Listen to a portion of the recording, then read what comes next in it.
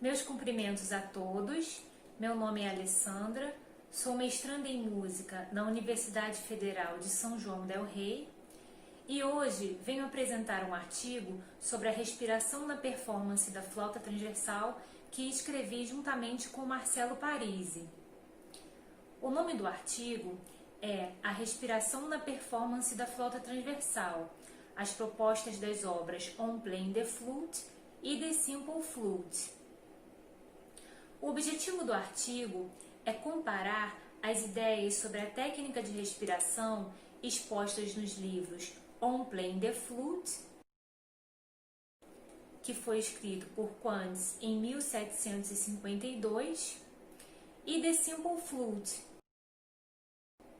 escrito por Michel Debost em 2002. Buscamos também refletir sobre a aplicabilidade das ideias de Quantz sobre respiração na performance da flauta transversal moderna. O presente trabalho pretendeu proporcionar um aprofundamento dos aspectos que envolvem a respiração na performance da flauta transversal.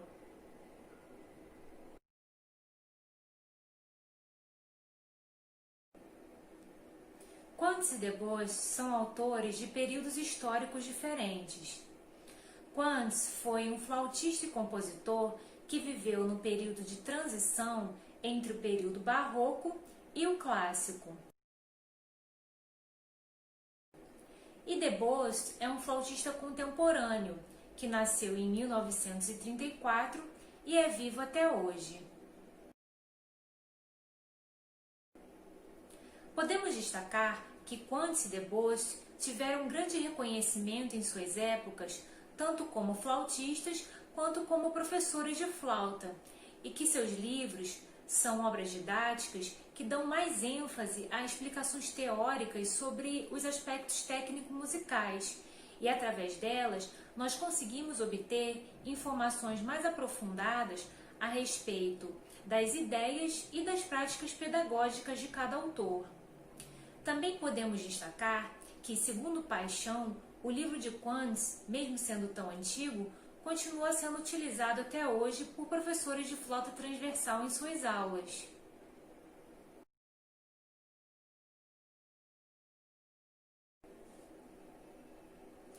Para que possamos analisar e comparar os livros de Quantz e Debost, primeiramente é importante considerar que as flautas utilizadas por cada autor eram diferentes.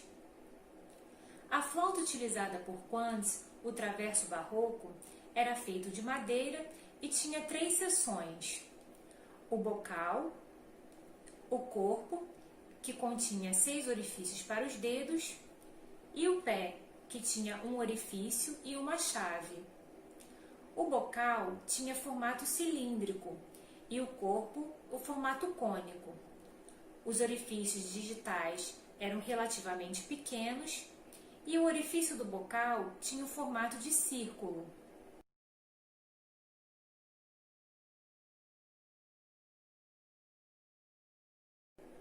O corpo da flauta de Quantz tinha uma característica de construção conhecida na época como corpo sobressalente e era dividido em 2 partes.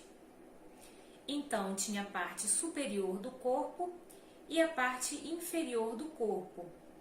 A parte superior do corpo, na verdade, era um componente que podia ser trocado, e cada flauta tinha de 3 a 6 tamanhos diferentes para a parte superior do corpo. Este recurso era para possibilitar que o instrumento pudesse se adequar aos vários diapasões existentes na época.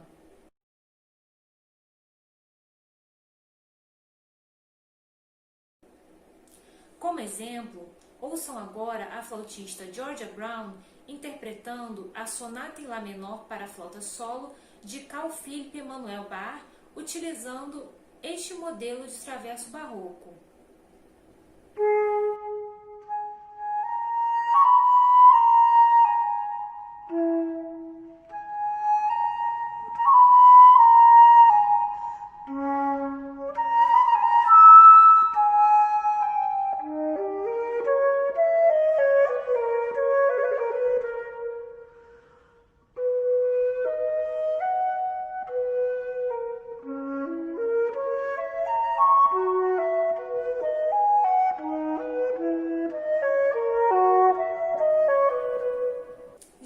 flauta de deboche é a flauta transversal moderna, que é feita de metal, com bocal cônico, corpo cilíndrico, abertura de embocadura retangular com cantos arredondados e orifícios relativamente grandes, fechados por sapatilhas interligadas por um sistema de chaves.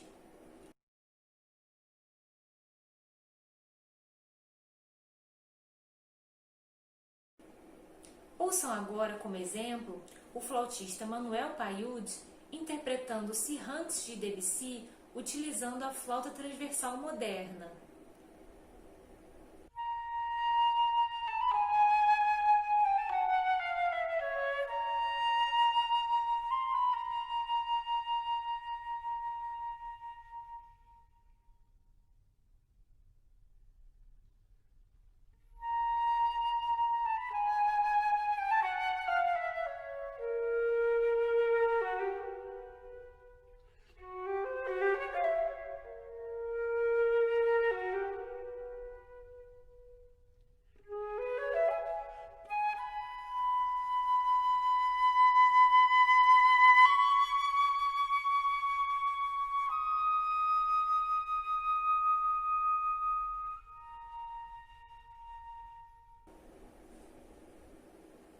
As flautas utilizadas pelos dois autores são feitas de materiais diferentes e também possuem formas de construção diferentes, que fazem com que cada instrumento tenha uma qualidade sonora e possibilidades técnicas distintas. As características de cada flauta refletem o gosto e o estilo musical de cada época. Uma das diferenças entre as duas flautas, por exemplo, é o volume de som. A flauta transversal moderna pode atingir um volume maior de som do que o traverso barroco, e essa diferença se relaciona com o contexto social da época. O surgimento das apresentações de música em salas de concerto de grande dimensão acabou levando à busca pela ampliação do som da flauta.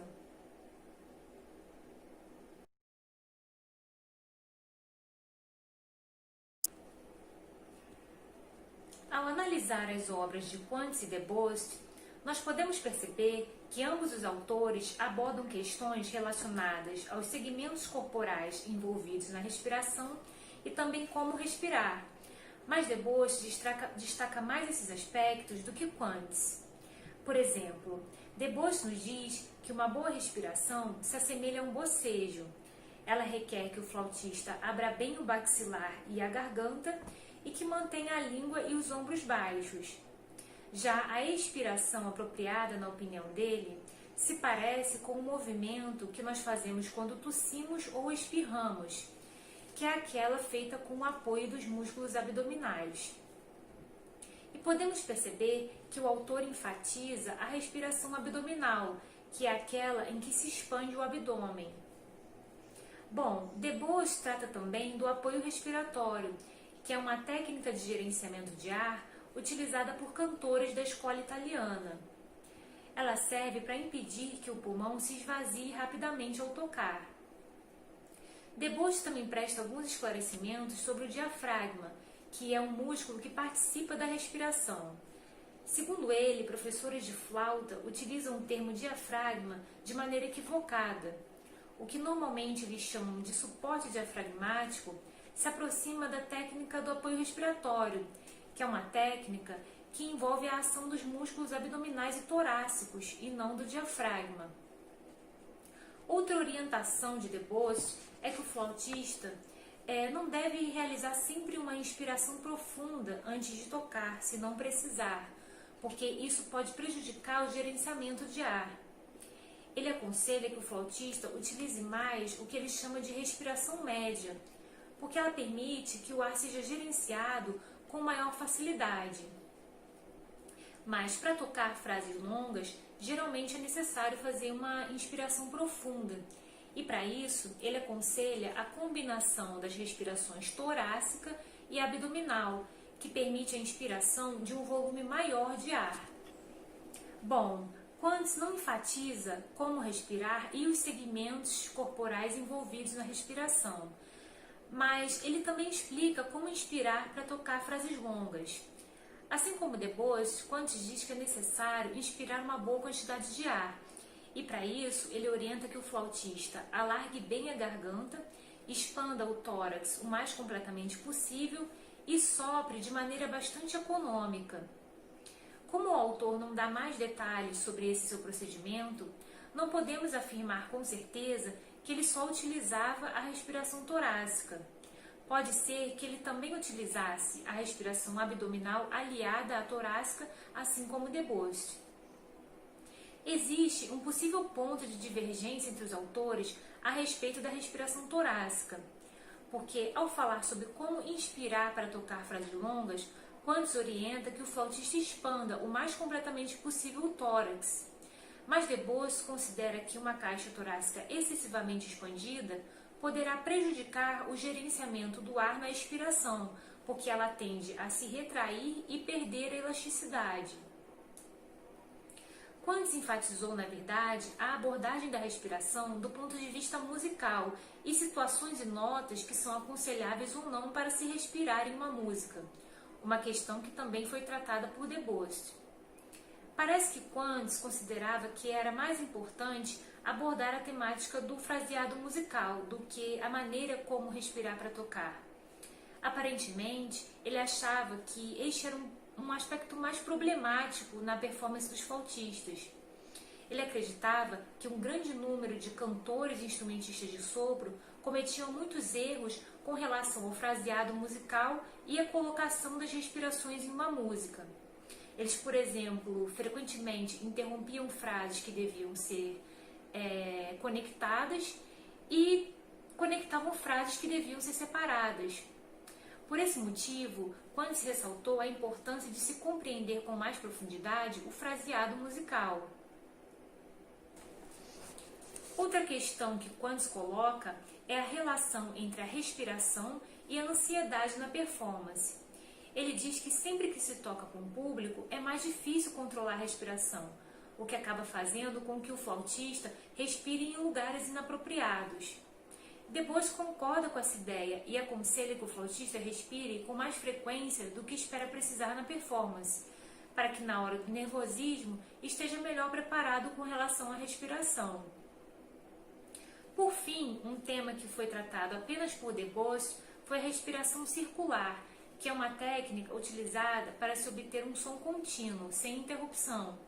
Mas é provável que essa técnica não fosse tão comum no século XVIII, e por isso Quantz não falou sobre ela.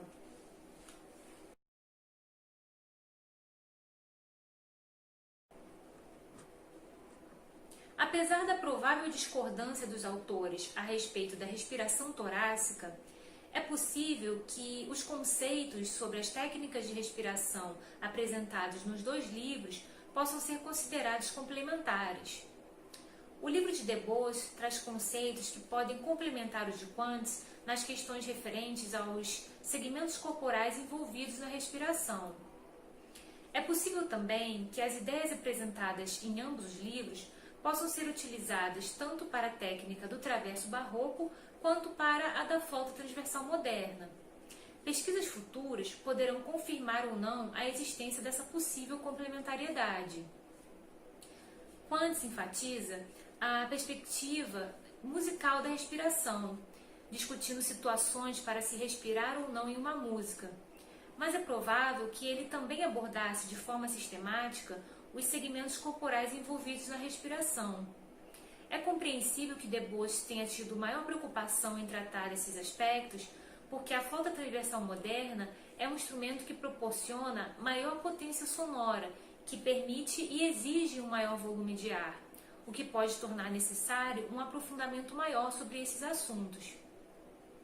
É interessante constatar que, mesmo com a distância de tempo que separa os dois autores, com exceção da questão da respiração torácica, Quantz e Debus não possuem opiniões contrastantes sobre respiração, porém abordam o assunto com enfoques diferentes. Entretanto, reafirmamos aqui que pesquisas futuras poderão avaliar a dimensão da complementariedade das ideias dos dois autores. Bom, assim nós encerramos a apresentação. Muito obrigada!